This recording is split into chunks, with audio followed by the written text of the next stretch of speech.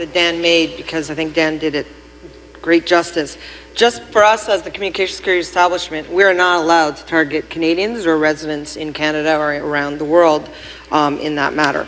And so the reason I make mention of this, we really, when we look at this space of mis and disinformation, or what could be potentially heading towards Canada, we look at it from the foreign end in particular.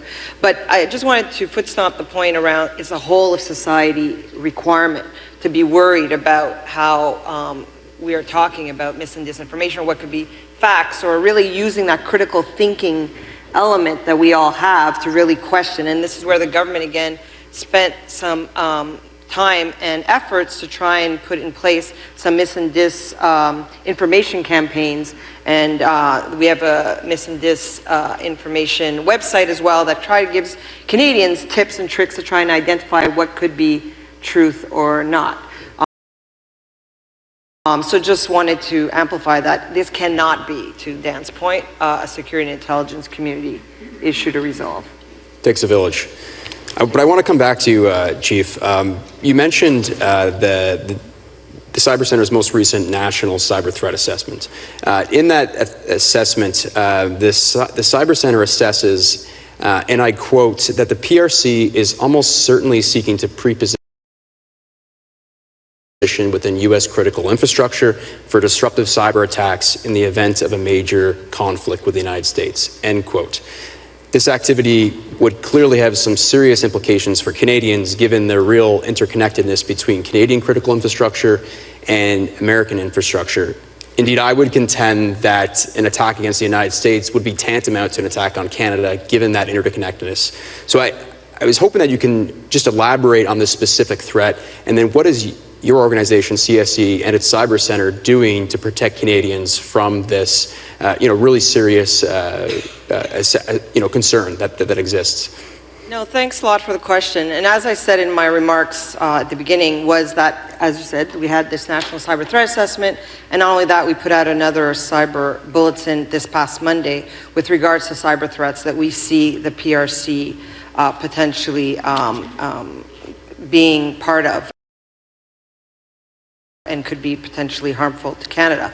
And let's be clear, cyber threats know no boundaries. They don't see borders. It can happen to one and it can happen to the other, and we know that in terms of us and the United States of America, we have institutions, we have organizations or private sectors that span both sides of borders, and some of them being those that are sponsoring your organization, the conference today.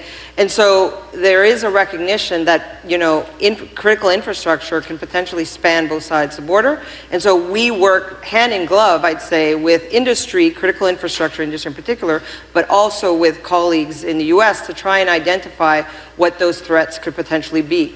We've been putting out a series of publications and additional bulletins with regards to what we have seen as for host state nation actors, and unfortunately the PRC remains quite sophisticated and quite consistent and persistent with regards to its cyber threat, and in particular with regards to critical infrastructure, and that's why we have done some co-badging publications with other allies, especially those of the Five Eyes, where we recognize that the PRC has done what we call living off the land, where they have pre-positioned or have been in a secret manner sitting on someone's network, potentially waiting to be used for what? And the question is, what for?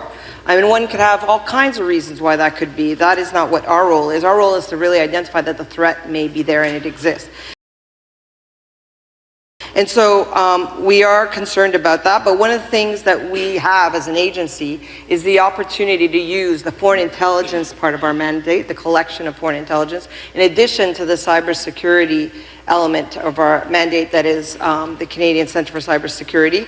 And all that we see in the protection of Government of Canada's systems, and all that we learn from the foreign intelligence as well as from other learnings that we get from partners and what they see around the world, to be able to create awareness and put out alerts, be able to ensure that those that subscribe to our services are the first to know that issues are happening and to be forewarned, whether it's from cybercrime concerns or potentially a host state nation incident.